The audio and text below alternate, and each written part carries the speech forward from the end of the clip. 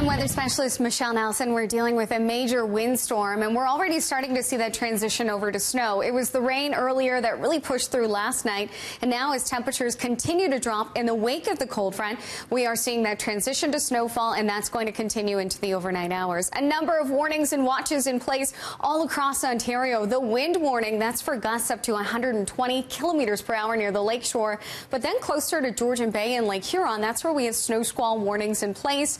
But for northern parts of York and Durham region, snow squall watches, so watching out for some very heavy snow and some poor visibility.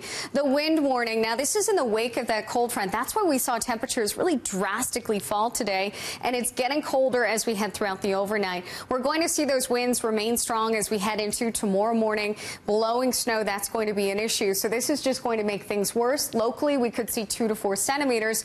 The gusts, this is what we're looking at. Currently gusting to about 80 kilometers an hour in Markham, Toronto Island as well, and it's going to remain strong as we head throughout tonight. The winds will become more westerly over the next hour or so, southwesterly at the moment. We are going to see peak wind gusts up to 110 the further inland you go, but by the lakeshore areas like around Fort Erie, Niagara, and through to Hamilton, we've already seen winds very strong, gusts of up to 120 kilometers per hour. We're seeing those winds die down by Tuesday, so it will be a lot calmer. In through the snowbelt region, that's where we're going to get into that lake effect snow, courtesy of those westerly winds setting up off of the lakes, and that could lead to some very heavy snowfall up to 10 centimeters, locally higher amounts. But for us in the GTA, it's fairly light in terms of that snowfall. We're getting in locally 2 to 4 centimeters as possible. Watching out for that dangerous travel conditions, also some power outages, which we've already been seeing, and possibly some flight delays. So check ahead if you are heading out tonight. I just want to show you this image.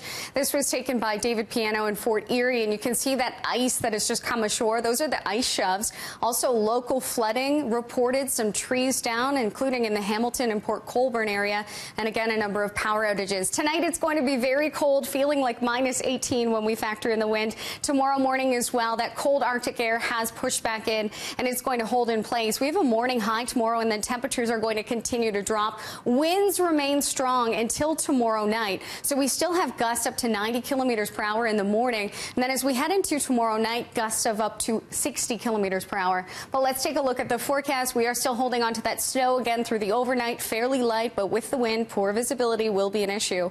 And then as we head throughout the day tomorrow, we'll start to see those winds slowly diminish. As we head towards Wednesday, we could get into some accumulating snowfall with 2 to 4 centimeters possible, but the cold air really returns for this week. And that's a look at your next 7 days.